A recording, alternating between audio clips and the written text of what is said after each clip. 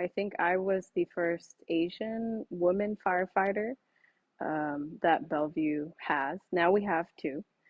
I know it sounds so cliche, but you have to be comfortable with being uncomfortable. It embodies like my whole life into one career. Hi, Erica. This is Daniel Camacho. I'm a firefighter with Phoenix Fire Department. I won the 2022 World's Strongest Firefighter. Oh, It's a congrats. pleasure to meet you. Wow. Yeah, great meeting you too. Wow. I'm surrounded by athletes, rock Yeah, stars. get ready. You're going to the big game now. So let me ask you a couple of quick questions. My understanding is that you come from a CrossFit background, right? Correct, yes. What made you decide to jump into strongman in the first place? What made me want to jump into strongman is, I fell in love with the career, the firefighting career. And this was only discovered to me about a few years ago. And I was like, oh, it's my dream. I want to become a firefighter. Well, you know, um, I found the sport of CrossFit about 13 years ago. So I learned how to lift, with barbells, dumbbells, sandbags. But in our career, nothing is a barbell or a Correct. dumbbell. Correct. And Totally get it. so, yes, training for the academy, I focused more on strongman. So, working on my grip strength and odd object carries, just a whole lot of grit. And luckily, I was also introduced to strongman through CrossFit because it is one of the modalities, kind of the cliche, constantly varied. Yes. So we worked on everything, cardio, endurance, plus grit, plus strength. That's awesome. Um, I love that.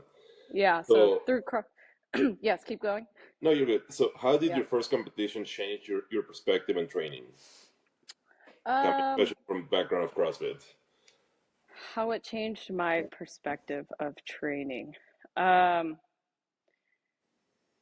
well, because I had been doing CrossFit for about 13 years, luckily with that sport, there's always something to work on and improve, which is why I fell in love with it. But I needed to get more out of my comfort zone. And so I did that by signing up for a strongman competition. Yes, at the end of our workouts and our metcons, we can do a heavy sandbag hold or work on sled or whatever it may be as a finisher. But nothing is like the real thing.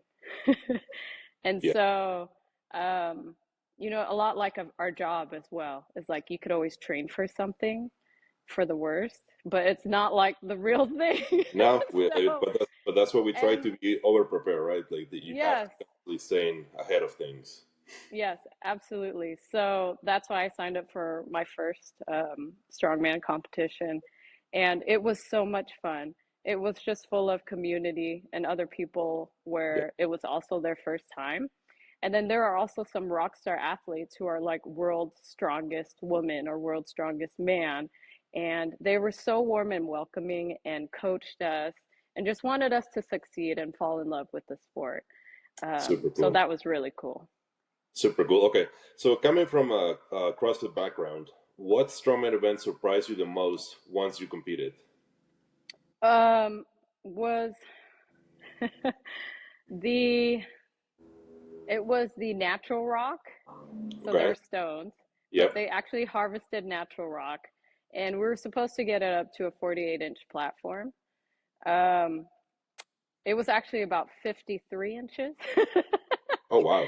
So again, you can always train for something, but it's not like the real thing. Totally. And like nothing is like, oh, the real one. I was like, okay, like it doesn't matter. You're here. You just have to do it, just like our job.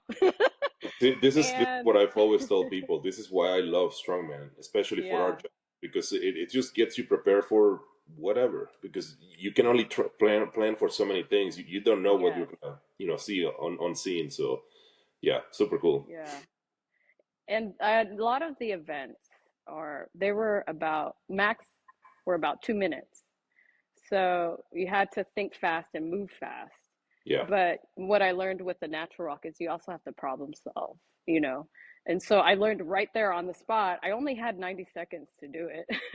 So Yeah. it was like ascending weight in rocks and but luckily, the sport of CrossFit gave me the mechanics to be able to use my hips to bring the rocks to the platform.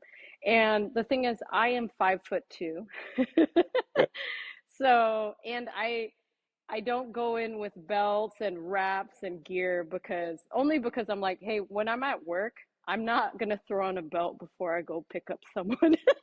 So I I kind of, agree. I agree, yeah. but But since you're coming to the Arnolds, please make sure that you start utilizing these things because okay, okay. it's gonna help you. I promise you. It is. I All hear right. you on training, but like, please, to come, give them your best shot. So come prepared. Come with all that stuff. Absolutely. Okay. Because you said so, I'll bring my belt and my wraps. How does being a firefighter shape your mindset when it comes to heavy, uncomfortable events?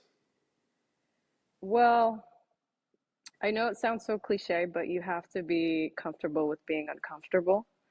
Yep. And, you can't, you don't have the option to give up when it's hard. And so it's kind of like, practice how you play, but Yeah. also train like how you would be at work.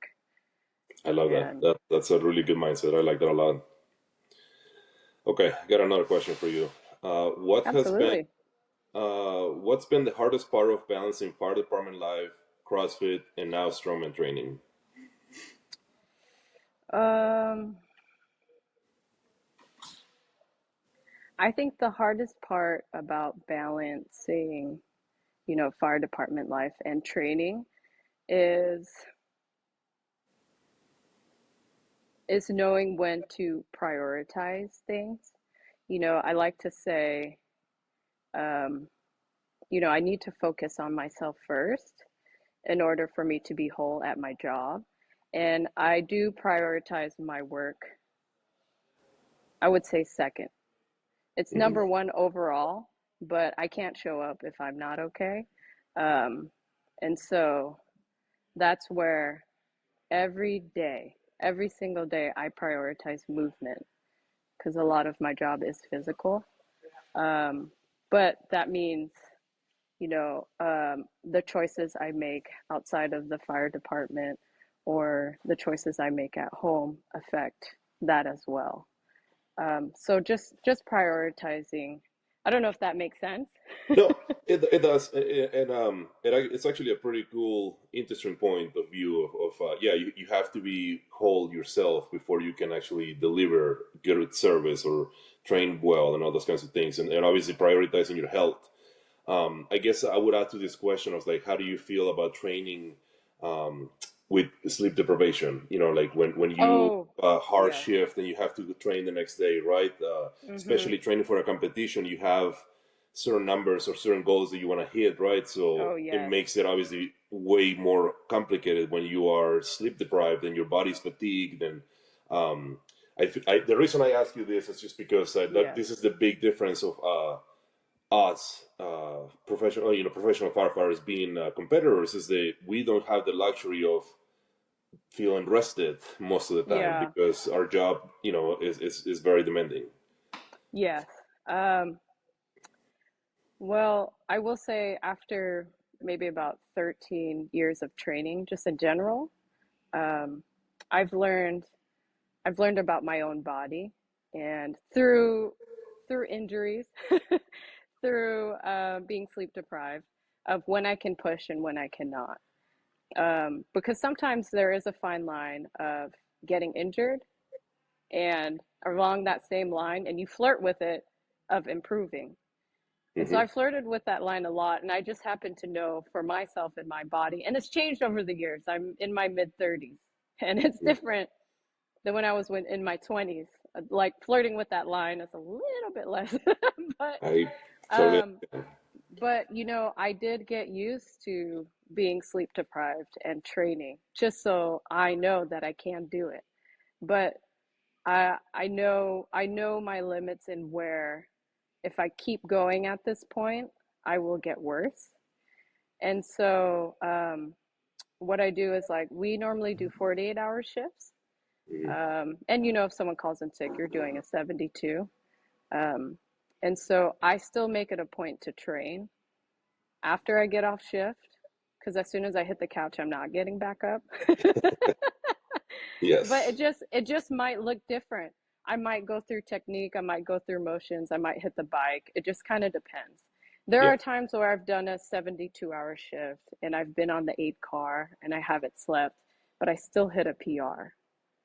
And And so, I personally find this to be the most frustrating part of this because like there will be times where you show up in the gym and you're exhausted, but you have an yeah. amazing training day. And then there's times where you show up the same way, but it's like nothing is functioning. Like everything is wrong. Mm-hmm. So it's like you said, yeah, you adjust and you do, I don't know, cardio or technique and stuff like that. So you still get something done, but obviously you can't push those weights most of the time when you're fatigued. Yes, absolutely. And to give myself grace that I at least showed up. That's super cool. Okay, so you mentioned that you're going to show up and have fun. How important is this mindset going into a big event like the Arnolds? Um, well, I do think it's important to have fun. And for some people, you're not having fun unless you're winning. But but to me, um, I am just so grateful to have this body and this opportunity for one to compete and to train.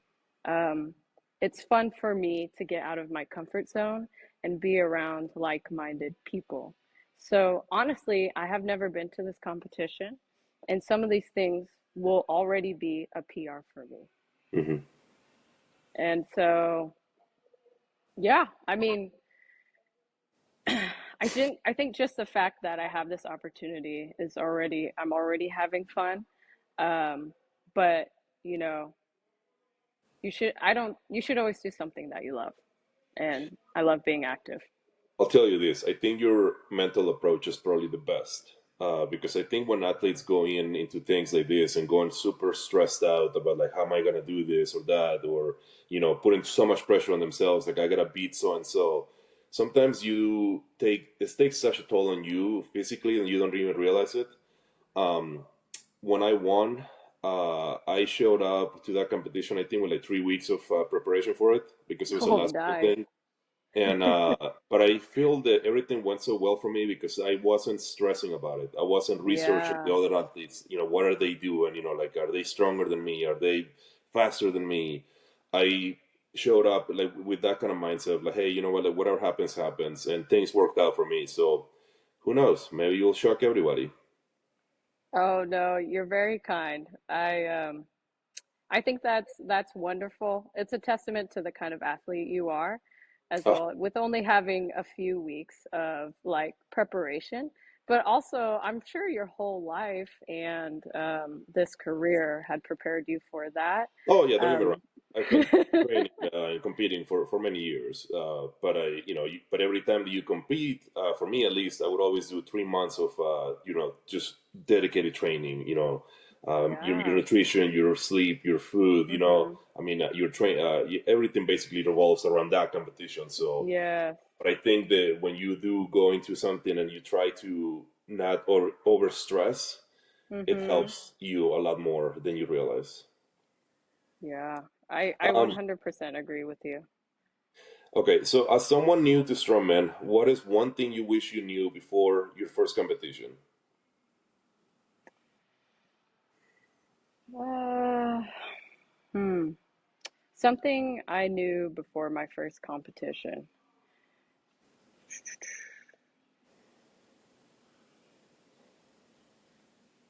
Um, that one is a hard one. Um, It's okay. We can skip it if you want. yeah, that I mean that one is a hard one for me to answer honestly because I kind of go into it without any expectations and no matter what I'm gonna learn. That's awesome. So it's different if like I wish I knew it, but it doesn't matter because now I know. Yeah, You know yeah. what I mean? No, I get it. That's great. Yeah.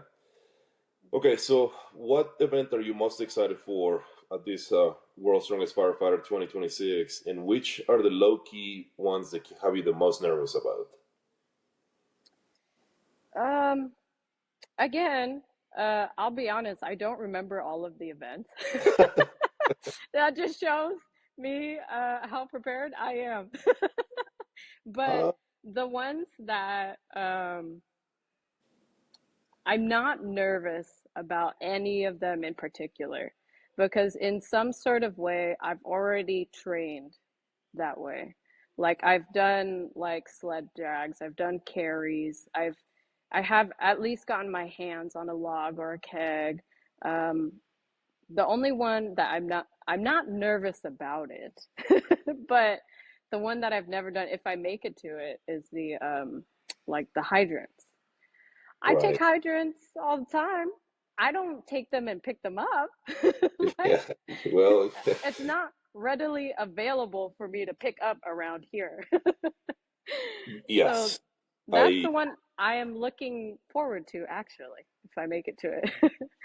So I'll give you this advice if you can. If you can, get yourself, Yes. you get your hands on one. Number one, Yeah. you mentioned you're 5'2", and so it's going to be a pretty high load for you already. Yeah. Uh, it is very much similar to like a stone, like you have loaded before, Okay. but they're awkward, right? They don't feel good. Yeah. Like they're not balanced, So like it's perfect for like what we do on the job.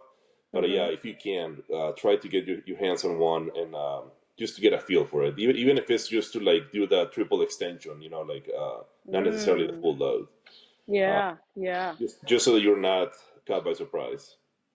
Okay.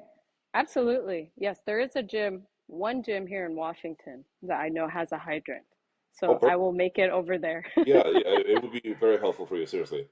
Yeah. What does it mean for you to represent the Bellevue Fire Department and women on the sport at this stage? What does it mean to me to represent Bellevue Fire Department? Yeah, and women at this stage on the Oh, Arnold. yeah, and women. Well, it means a lot, and I am honored, um, especially because I think I was the first Asian woman firefighter that Bellevue has. Now we have two. So it means a lot just to show that, other girls that look like me can do this job. And again, I am 5'2", and luckily I already have a strength background that I've built for over 13 years. And it's very possible. You just have to work really hard. For example, I do heavy lifting and I do strongman, I do cardio, I do all the things outside of work so that I can perform well at my job. And we use wooden ladders, which Oh wow. are much, yeah. Okay. And I'm 5'2", Yes. so it's possible. Just my midpoint on the ladder is much different Yep. than my colleagues, and you have to have a lot stronger core. Yes. I've Yeah, actually lots. never touched one of those, but I understand they're way heavier than anything we have nowadays. So that is impressive. Oh, you're very kind, but again, it's very possible. You just work hard, um, and I'm very grateful, yeah, That's awesome. to represent Bellevue. So this is kind of similar, but like for other firefighters or CrossFit athletes watching these, thinking about strongman, what would you tell them? I would tell them to just go and do it. Just try it. I think yes, there are a lot of different modalities, like fitness modalities. It's really important to train your heart. I think that's the number one most important muscle, but I think the most functional is strongman. I could whip around a barbell, a dumbbell all day. I competed in powerlifting, but you know, doing just simple tasks around the house or on the farm or on your job, it's not nothing is a barbell again. Um, Strongman taught me to problem solve like in that moment, and then it's really nitty and gritty in a short amount of time. Not only that, I think the biggest part is the community. Community is number one. So Hmm. just go and do it. You will surprise yourself. You are going to PR no matter what because you tried something new. So Yeah, you'll surprise yourself. super cool. I like that. And then, what does it mean for you to be a firefighter? What does it mean? Yeah. Oh man, I feel like I'm at a Chiefs interview right now. You know what? It it means a lot to me. It means a lot to me because it embodies like my whole life into one career. Um, Growing up, I wasn't able to play sports. And that's because I took care of my family. But I didn't learn how to play sports and I didn't learn how to lift until I was an adult. It wasn't Hmm. until my 20s. Now, believe it or not, I'm 34. But it wasn't until my 20s that I learned. And so I missed the camaraderie. I missed the team aspect. I wanted so badly to have that championship team that we did all this together. And I was able to find that in this career. So, yes, like being a firefighter is super cool and you're like a baddie. Um, but really, the biggest thing is my family. And I found that in the fire service. So, it's being a firefighter is a big part of my heart that I'm filling, that I felt like I missed out on as a kid, and I'm fulfilling as an adult. Yeah. So I don't know if that answers your question, No, you know? totally, absolutely, Yeah. yeah. Well, listen, I'm really excited to watch you compete and see what you bring to the Arnold's World's Strongest Firefighter 2026. I think you're gonna do great. Like I Oh, said thank before, you. I if you want any advice from me, it's just make sure that you bring your equipment. I promise you, it's gonna help you a lot. Um, Okay. it's just it's one less thing you need to be concerned about. So you know what I mean, like, and that way you can enjoy the competition, have fun. I think everybody there is great. The camaraderie is amazing. Everybody wants to see you succeed. Everybody wants to see everybody do great, right? If I were competing against you, I want to compete against you feeling your absolute best. That way, there is no doubts. So when I beat you or you beat me, you know, hey, I showed up. I did my best. You still won, so that's great. But yeah, look, it's gonna be great. You're gonna have a lot of fun. I'll should be out there. So if you have any questions, any advice, more than happy to help you. Um, and then yeah, we'll see how it goes. All right. Thank you. I'm honored. Looking forward to meeting you all.